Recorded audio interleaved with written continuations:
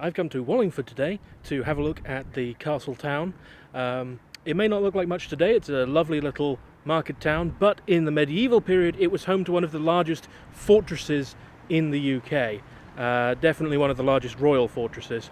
Behind me is Wallingford Bridge. It's medieval, but has been done up throughout the years, and its current facade is from the 18th century.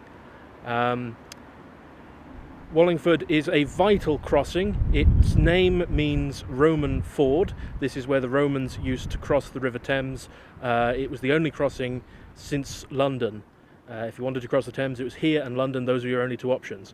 And that's meant that whole armies have turned on this one place. If you wanted to get from London to Bristol, you had to go through Wallingford or go the long way round. So it was a very important place, and that's why it has a castle. And we're going to go look at it today. It's difficult now to consider how this was a fordable river, but that's because two embankments have been built up on each side.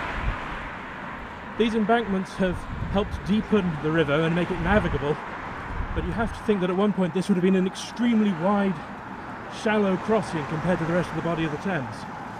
According to legend, Julius Caesar crossed here in his conquest of England, but this is comparatively unlikely. It was, however, definitely the main Roman crossing in the interior once you've left London. This is a macabre sight to see on my way to the castle. I wonder what happened here.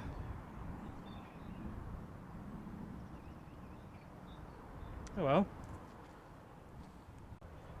The Thames path is exceptionally muddy at this time of year. I do not recommend coming here in February if you can at all help it. Especially not with a camera. This not the smartest move I've made. Right, so we're coming off the Thames now, heading over there. That's where the ruins of the castle are. And hopefully there aren't any cows on it today. There's not a problem if there are, it's just slightly more annoying. Well, there they are. That's the ruins of the castle. There's not much left of it, and this is intentional.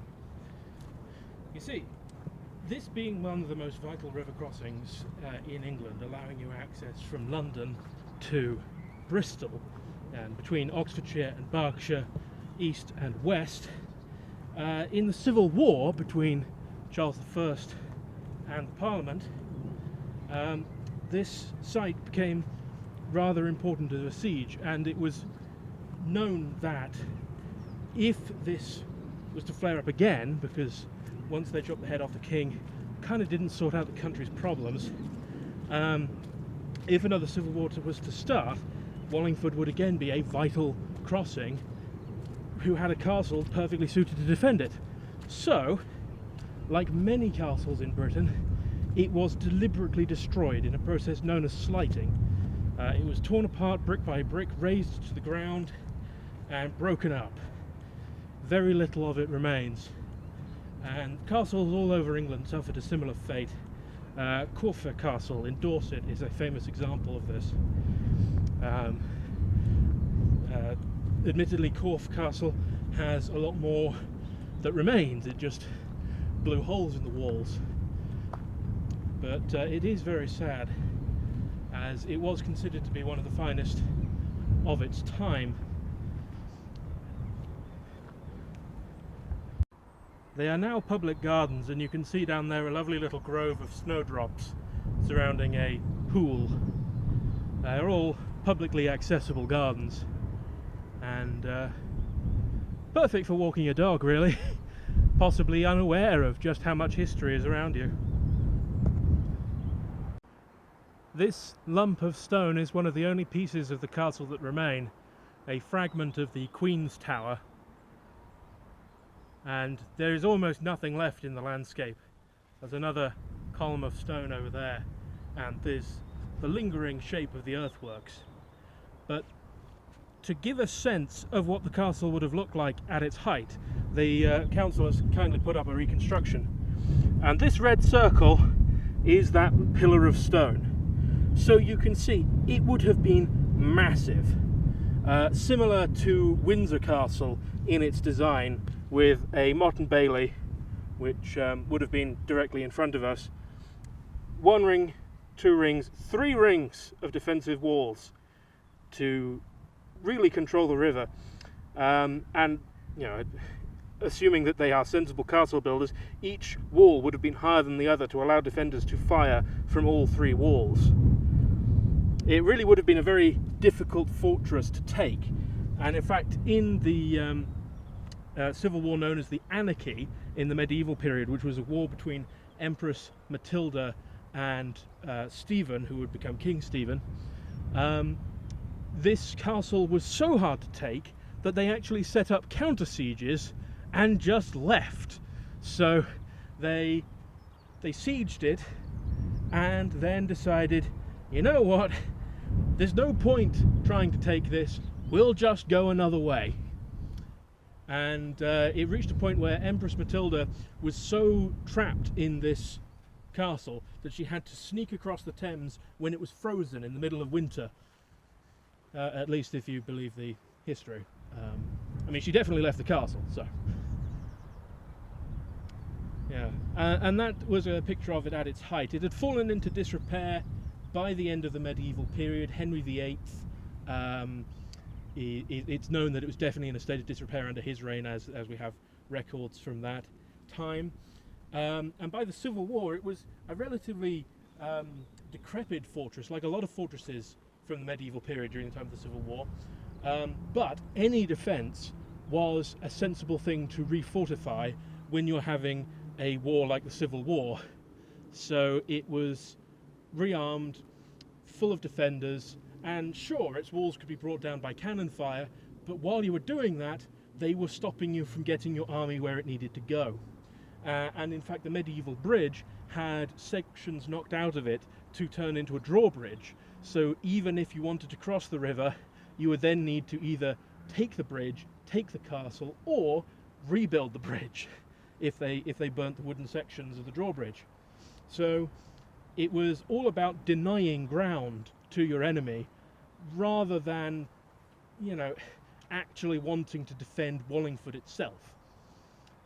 Wallingford by that time was a fairly small provincial town. It had been eclipsed by other large centres. But yeah, either way, it's very interesting to see this castle, because it is unfortunately the fate of many English castles. If you go around England, there will be lots of castles that you see which are lying in similarly ruined states, which is very sad, and I'll probably be going to some more in this series. And the worst part is that almost all of it was the Civil War that destroyed them. The ones that just fell into disrepair, the Victorians are quite happy to build back up. So if you ever go to Warwick Castle, Carnarvon Castle or Conway Castle, they're in relatively good states of repair now because the Victorians were able to salvage them. Whereas this castle was torn to the ground. There's nothing here to put back. But on the bright side, as an area of parkland, it's very pleasant. I've unfortunately come in February, so everything is dead and dying. But come here in the summer and it's a stunningly wonderful bit of parkland. And it's beginning to rain now, so I'm going to head back to the car pretty sharpish. Give you a sense of scale of this place. That pillar out there is one part of the castle. This hill just behind this tree is the motte of the castle where the keep would have been, and over here is another area of the castle. This was an absolutely huge fortification, and it's relatively easy to forget when you're only looking at the bare ruins. So you can see here some of the medieval stonework.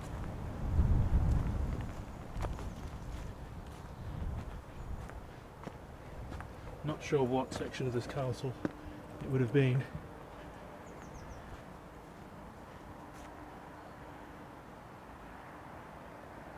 possibly the living quarters, one of the great halls they would have had, as the importance of castles as fortifications waned as time went on and they became more and more comfortable. But without knowing the plan off the top of my head, I'm not sure. Sadly, another thing you'll see in a lot of castles is terrace fencing. If they're in ruins like this, they don't want bits of masonry to fall down on you, so they keep you away with fencing like this, just out of falling stone range. The feeling of power you get from the top of these battlements, even slumped and wall-less though they are, is quite amusing. You really feel up high and in command of the town.